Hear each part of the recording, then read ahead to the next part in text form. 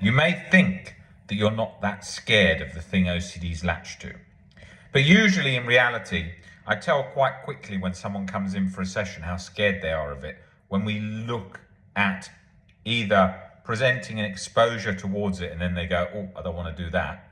Or you start looking at it in a bit more detail and saying, well, if that actually happened in this particular way, how scared of that situation would you be? And what usually happens is people start to realize that they are actually much more scared of a particular thing. OCD is subtle. It takes something you fear, it takes something you care about, and it dangles that, it puts that in jeopardy, right? So that's what the OCD recovery journey is like. And OCD is looking to find exactly what you care about most, exactly what you don't want to lose, making that feel uncertain, making the thing you fear and so on feel really real, and then it's got a good grip. And OCD recovery is not something where you're just going to be like, cracked it, worked it out, solved, life done. Doesn't work like that. OCD is stubborn when it's in the chronic severe form. It's resilient. It gets a grip and it doesn't back down easily, right? So if you look at real life, for example, there's a reason why if you walk to a street with loads of expensive houses and you knock on the doors, the people don't answer the doors and go, hi, yes, I bought this house in a few months after I started online trading and watched a TikTok video and then became an online trading expert in a week. Because it's obviously not like that in real life. Real life usually requires overcoming lots of hurdles over the long term to achieve a goal that you're after. And so OCD recovery is the same. People often say, but it shouldn't be this hard, Rob. I shouldn't have to. What a load of crap. What a load of crap. Because why should the world give you what you want easily, right? People who get cancer, they say, why shouldn't I have to have chemo? We're so lucky that it exists in this time and that we can get better from a lot of cancers. And we're so lucky that OCD recovery exists in this time. If you've been born in 1800s, you had no damn chance of recovery. Zero. If you said to them, read these books to recover, oh, please, I really want to do that. They didn't even know. They didn't know the name. They didn't know anything about it. So you've got to think to yourself how lucky you are in those situations and things in the real world that you really want. Take grit, take persistence and practice and time. And you've got to be realistic about that, because if you go on things like TikTok, it shows everyone sort of like, oh, I just did this and living my best life. Look at all the kind of crap videos that you see on there. Like, hey, let's go and interview people in their cars. How did you make your money? How did you make that? And then some set up, rubbish story, instant, quick, all the kind of nonsense. And but when you hear it enough, people start to think, yeah, that makes sense. I can just become a drop shipping millionaire in a month, in 6 months. Oh no, Rob, you don't know. You're not seeing through the matrix. What a load of crap. And that's because it's easy to have an idea like that when it hasn't been stress tested. As you age and realize, oh, that's hard. Actually, relationships are hard. Think of all the myths in life. Oh, I should be able to just get married to someone I really like and have kids, and that should just happen, and they should just come along and we have a match. No, relationships difficult. Raising families difficult. Finding partners difficult. Difficult in the modern world. Difficult to sustain a job. Difficult to maintain good relationships with friends and family. Difficult. Otherwise, every single human would have those all mastered. No one would fall out with anybody. Nobody would struggle really that much finding a partner. Nobody finds life easy. Nobody. Okay? Including me. Right? Now, that doesn't mean I'm sitting there depressed or disturbed emotionally. No. I'm calm. There's no chronic guilt and anxiety. But life's challenging. Why? Because I make it challenging. If life's too easy and going along fine, I want to add challenges. So it's always going to be challenging, right? I want it to be hard and challenging. So I'm always upping the game to make it harder and harder, right? Because you do have to view life as a bit of a game. You don't get out of alive. You've got lots of ways that you can go about your life in your career, in your relationships and stuff like that. And at the end of the day, none of us get out of alive. So we might as well play it on a bit more harder mode and have fun and challenges. And OCD recovery is like that. If you want a cotton wool, comfy recovery journey, you don't get better. You'll never see a really sort of recovery journey where you're like, oh, I really want that journey. I want to be like them. And then it's like, so how did you recover? I read a book on thoughts are thoughts, leaving a thought to go through one ear and out the other like a cloud. I used to leave my worrying stuff to worry time, and I only like to be taught about OCD in a very soft voice so that I feel super safe. That's not very helpful at all. That's not the real world. I always say that about tone. You sometimes see some YouTube videos and it's sort of like, how's your anxiety? Are you okay? Just go along gradually to make sure you're in a safe space, all this stuff. That ain't the real world. The real world don't speak to you like that. Try and get on the fucking bus without a bus pass and expect them to go, sorry you haven't got a bus pass today. Don't worry, you can wait here. We'll hold the bus up for 10 minutes just so that you can go to the shop, get another one, come back. Don't be too stressed. Doesn't give a shit. And OCD is like that. Doesn't give a shit. It doesn't give a shit that you just got over one thought. It's morphing to the next one. It doesn't care that you just did your hardest exposure today. That is great. Well done. But it's going to throw something. Unconditional self-life, other acceptance, deeper level of acceptance changes the internal framework so it can't operate in the same way, right? Same as if I got pneumonia and I say, okay, Rob, relax, calm, have some Berocca, stay in bed. That ain't going to work. Pneumonia don't give a shit about Berocca, right? So you've got to think, how do I do what's necessary to get better? Not what I would like to get better in this comfy way. You know, it's like an idea if someone's dating and they think, do you know what? I'm just going to walk down the street and give every girl I meet a flower and tell her I love her, or she's the most beautiful girl walking down the street. Realistically, and I really hate this word, you're going to give most girls the so-called ick, right? Because they're going to think, God, this guy's too nice. Give me a flower on the street all the time. Come up to me like that. It's a bit strange. Some will like it. Some might even now say, oh, I would really like that. And it's like, in reality, most people are going to think that's definitely that ick thing, right?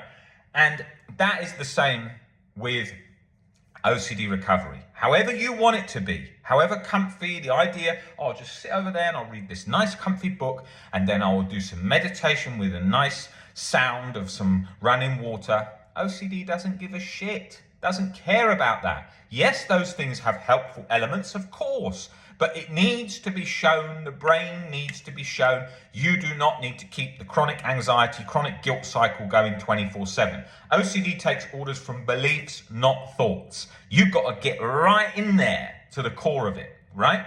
And then it goes, oh, he's not actually concerned about being stuck anymore and being scared anymore. Oh, he's changed his perspective on that. Oh, I can lean back. And that's what happens. And that's what happens in the journey. Whatever the theme, whatever the fear. And I have to speak quite bluntly about it because there's so much nonsense when it comes to OCD recovery of that light-hearted stuff. And then people are like, I don't know why I haven't recovered after 5 years. I've been going to talk therapy, talking about my mum, talking about my past. And then I've been practicing thoughts going through one ear and out the other like a cloud and trying not to tune into that radio station in my mind. And I've been doing a lot of deep breathing in the mornings and swimming a lot. OCD doesn't give a shit. It's going straight through. No, it's real. It's not a thought. It's not a cloud. That really happened. There's a real event. I'm locking on guilt and anxiety and firing up the nervous system 24/7, right? And then you're like, but I've done all of that and I'm still feeling it. Yeah, because your beliefs at the moment are causing that cycle in the brain. When the beliefs change, that cycle's not present. So we've got to be very realistic about what we're trying to achieve. Got to be realistic. I have to cut through the irrational nonsense that's often said about OCD recovery and make it very realistic. If you are experiencing guilt and anxiety 24/7 after a very long time and you've just been doing talk therapy or basic exposures, you have not done enough to recover. That's why you're stuck. The reason that is, most people don't understand OCD. Most specialists don't understand OCD. You can tell that, you can fact test that just by saying, hey, can you tell me a bit about sensory motor OCD, somatic OCD, being stuck on my breathing, those kind of fears? Most of them have no experience on that. No experience on somatic OCD, just because it's a little bit more niche of the OCD themes. I see hundreds of people coming in about sensory motor OCD every year, every week, every day. And the thing is with it, it's a fear cycle of a sensation being trapped and locked on. But what people don't realize, if you have it, you will know this. It feels like you're locked inside the sensation in the nervous system. It's like you're locked in that sensation, and then it's sort of like machine gunning against you. So you're just like being tortured in that sensation. Like my breathing, my blinking, my blinking, my blinking, over and over and over again, doesn't release, right?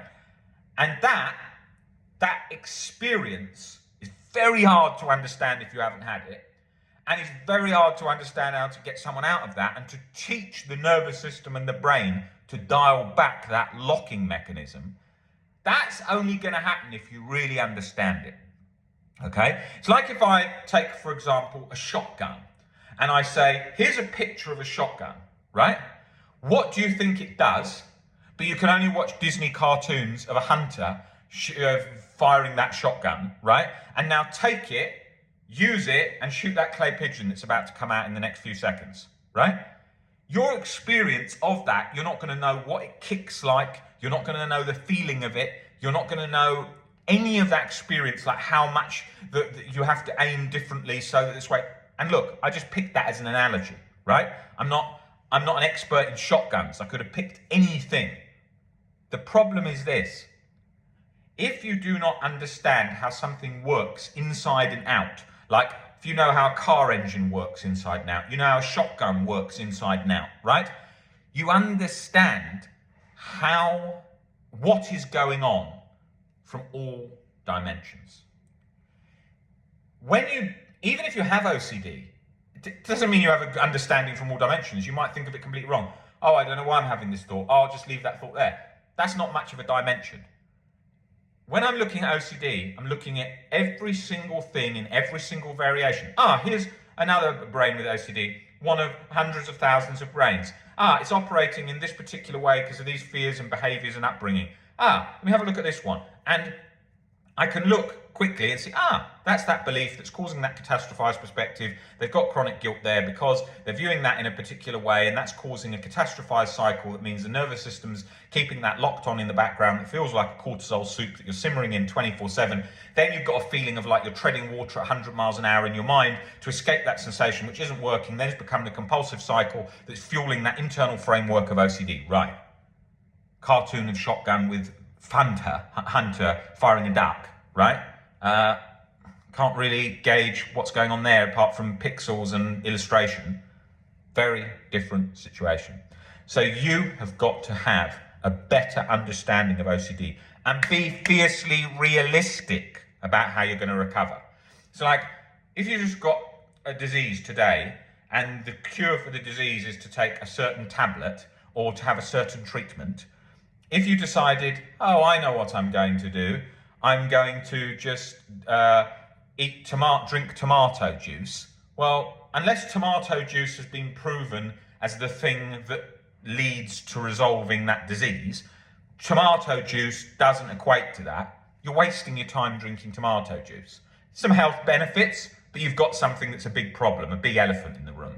OCD's like that. People come in all the time, they're like, I want to try a lot of alternatives. I'm going to try some Reiki. I'm going to try a bit more stretching. I'm going to try juicing more. I bought a juicer. Nothing wrong with those things for general health benefits. It's okay. But, not really, I'm not a fan of Reiki, but I'm saying that I'm not a fan of things that are... People often say this to me. They say, Rob, I'm very spiritual. How can that play into recovery? Well, if it's to do with acceptance and learning to be at peace in the now and stopping that internal fighting and so on, that's got benefits, but not if it's just got a sort of no substance, no actual proven thing to benefit it, right? But that doesn't mean that things can't have benefits, right? Like, you can have a benefit from something that's not particularly for OCD, like, let's just pick something at random. Playing golf. Is it going to help you with OCD recovery? No. But is it going to improve life structure and make your life better?